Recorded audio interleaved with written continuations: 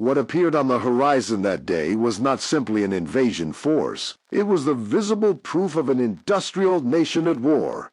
A nation capable of building, supplying, moving, and sustaining an army on a scale the world had never seen before. For the Germans defending Normandy, this was not just the beginning of defeat. It was the moment they realized they were facing something they could not stop. For years, the German High Command had prepared for an Allied landing in Western Europe. Concrete bunkers had been poured, artillery positioned, beaches mined, and entire divisions stationed along the Atlantic Wall. German officers were confident that even if the Allies landed, the invasion could be contained. They believed the enemy would suffer enormous losses, become disorganized, and struggle to supply itself once ashore. After all, every bullet, every tank, every drop of fuel would have to cross the English Channel. In German planning, logistics were the Allies' greatest weakness. Delay them, disrupt them, and the invasion would collapse. That belief would not survive the first day. As dawn broke on June 6th, German defenders began reporting something that defied all expectations. The sea itself seemed to be moving. Warships stretched across the horizon as far as the eye could see. Landing craft moved toward the beaches in endless waves. This was not a limited assault. It was not cautious. It was overwhelming. For the first time, many German soldiers understood that they were not facing a European-style operation. They were facing American scale. Even as Allied troops suffered heavy casualties on beaches like Omaha, the flow did not stop. More boats came in. More men followed. More vehicles rolled ashore. Hour after hour, the Americans kept coming. What shocked German observers most was not American bravery. German soldiers were experienced fighters who had seen courage before. What stunned them was organization. Beachheads that should have been chaotic killing zones were rapidly transformed into functioning supply hubs. Engineers cleared obstacles under fire.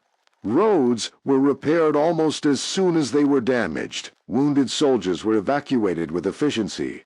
That bordered on unbelievable. And behind the infantry came something the Germans could not match. Logistics. Fuel depots appeared almost overnight. Ammunition piles grew larger by the hour. Columns of trucks filled newly secured roads, moving inland with relentless purpose. The Americans were not improvising. They were executing a plan measured in months, factories, and shipyards. Within days, German field reports began to reflect a growing unease. Units were inflicting casualties, destroying vehicles, and holding ground, yet nothing seemed to change. Every loss inflicted on the Americans was absorbed. Every destroyed tank was replaced. Every exhausted unit was relieved by fresh troops. This was a type of warfare the German army was not built to win. Germany had mastered rapid campaigns and decisive battles. What it now faced was an enemy that treated war as an extension of industry.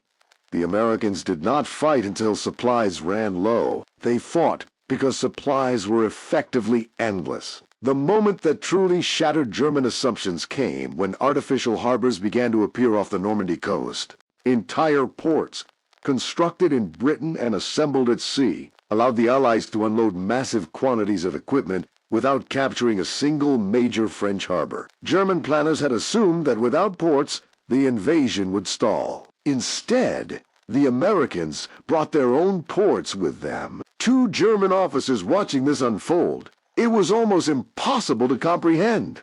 The Allies were not dependent on French infrastructure. They were creating their own. Normandy was no longer a temporary foothold. It was becoming a permanent base for an unstoppable advance. As the fighting moved inland, the psychological impact on German soldiers deepened. Defensive positions were overrun not because they were poorly constructed, but because the Americans could attack again and again from multiple directions. With overwhelming support, German units that had fought fiercely found themselves isolated, outnumbered, and eventually surrounded. When prisoners were taken, many were shocked by what they saw behind Allied lines. American supply dumps overflowing with food, fuel, and equipment. Soldiers who were exhausted but still well-fed, well-equipped, and confident. For many German prisoners, this was the moment they understood the war could no longer be won. By late July,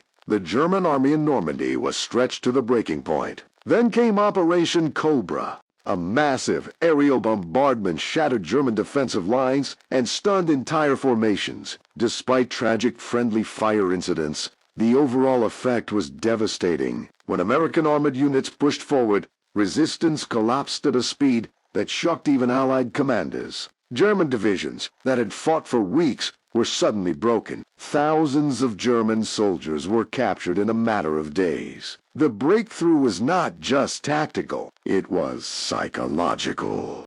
The Germans were no longer facing a slowing enemy. They were facing acceleration. Normandy became the place where German soldiers finally grasped a truth that could no longer be denied. Courage, discipline, and experience were no match for an enemy that could replace everything faster than it could be destroyed. The United States was producing tanks, aircraft, ammunition, and vehicles at a pace Germany could not hope to match. This was not a battle of armies anymore. It was a battle of systems. And the American system was crushing everything in its path. For many German soldiers, Normandy was the moment they knew the war was lost, not because of a single defeat, but because of what they witnessed day after day. The endless columns of trucks, the constant arrival of reinforcements, the sheer confidence of an army that knew it could not be starved, delayed, or exhausted. What landed in Normandy was more than soldiers. It was the full weight of American industry, organization, and resolve. The Battle of Normandy did more than open the road to Paris. It showed the world a new way of war, a way in which victory was forged not only on the battlefield, but in factories, shipyards, and rail yards thousands of miles away. And on those beaches in 1944, German soldiers saw it clearly. Once the Americans arrived in force, there was no stopping them.